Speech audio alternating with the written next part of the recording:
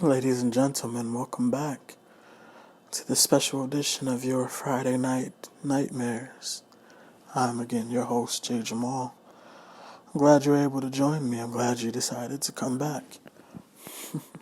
Prince here didn't think you'd be back. He thought we scared you all away already. But I knew you'd come back. Because who doesn't love a good, scary story, right? Especially this time of year, that's what we're all here for. And since that's what we're all here for, why prolong the inevitable? But first, for those of you who are new here, I ask that you will push the red subscribe button so you can stay connected and be here every Friday night for the best in scares, the best in thrills and chills, whatever it takes, whatever you need to get your weekend started off right every Friday night. We'll have it for you. That's why they call it your Friday Night Nightmares. So in the meantime, or now that that's out of the way, Benjamin Walker was, legend says he was a rancher back in the 1890s who lived out on the edge of town with his family. Lovely wife, 2 boys who adored and protected their little sister. Now, as you'd expect, the Walkers weren't very well liked or spoken of around town. Skin color, after all. So Mr. Walker stayed to himself on the outskirts of town, and for good reason. He had everything he needed right there. His love, his kids, his crop, all in one. One morning, Walker found a note addressed to him, seemingly from the town sheriff, demanding his presence for a meeting on Halloween morning. This was odd, sure, but he figured it could be nothing more than conversation about some farming regulations or something trivial of that sort. He thought nothing of it, waking up early that morning and loading the family's wagon, preparing for the 10-mile trek into town to meet the sheriff. Now, as expected, this sit-down was completely inconsequential, an unnecessary interruption of what was supposed to be a busy and productive day for the family. But he's the sheriff. What can you do? When he requests an audience, he gets it. So Mr. Walker sets out to buy some time and prepare for the long trip back. His time walking around town was where things got weird. Many dubious signs began to pop up as tension filled the air. While working on a headstone, the undertaker glared holes through Mr. Walker as he walks by, as if to tell him, "Don't go too far, boy. This'll be home soon." Every eye in town locked in on him, making an awkward and tense situation that much more uncomfortable. What started as an innocent trip into town now had the potential to turn deadly. He suddenly found himself sweating and watching his step, for surely he was walking through landmines.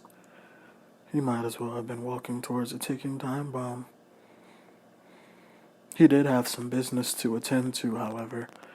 He'd arranged a deal with a local grocer to sell some of his crop that season and possibly begin a more collaborative deal the next time around. A little extra money on the farm would go a long way.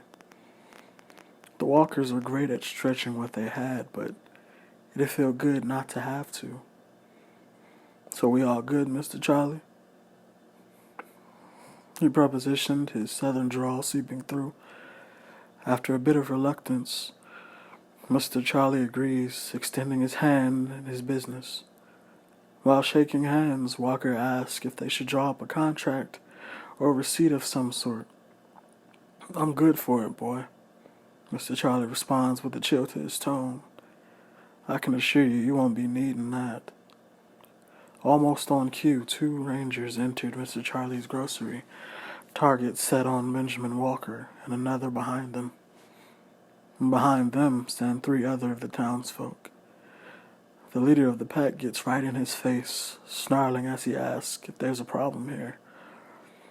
It didn't take perfect vision to see this was a setup, and Walker caught on quick.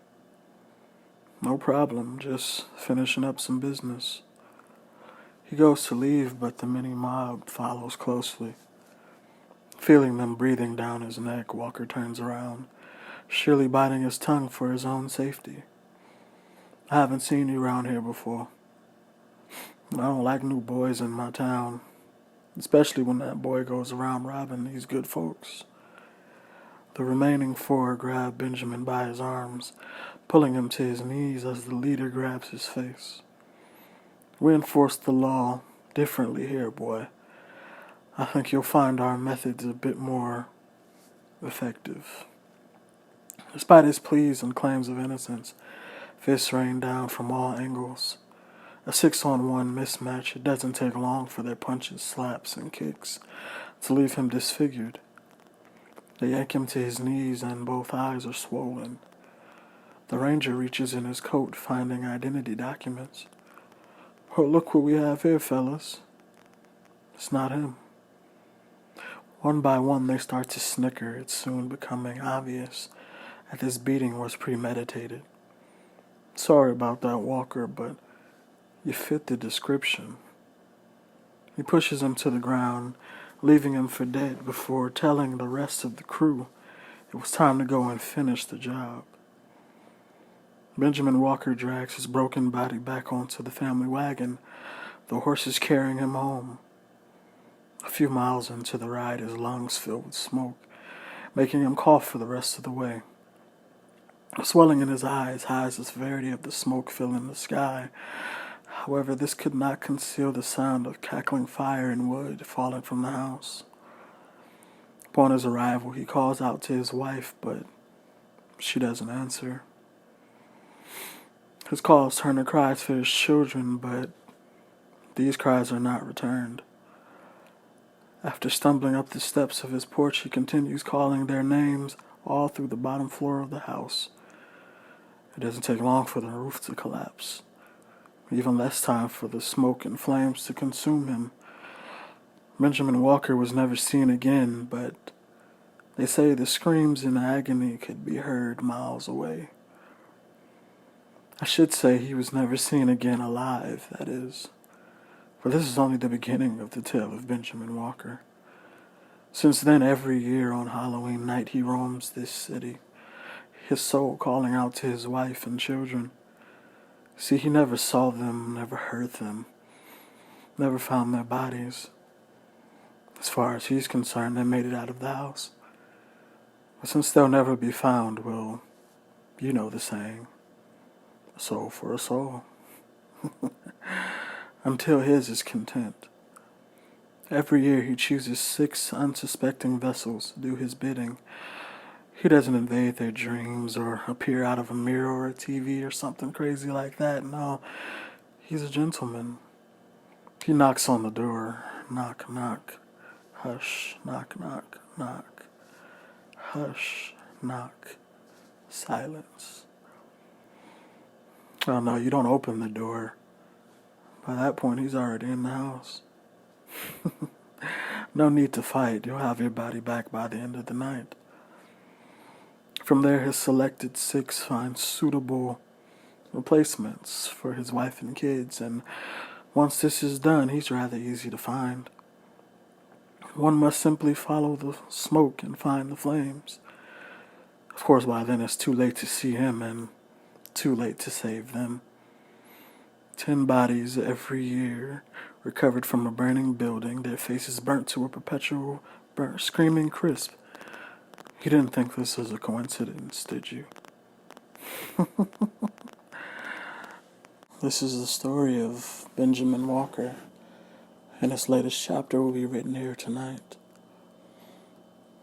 I wish you all well, and you'd all do well to stay home and hold your families tight.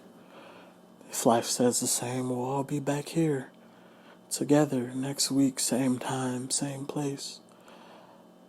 And for the rest of you, the chosen few, well, Godspeed. Now, if you'd excuse me, I'd love to stay and chat, but it appears there's something at the door. Till next time.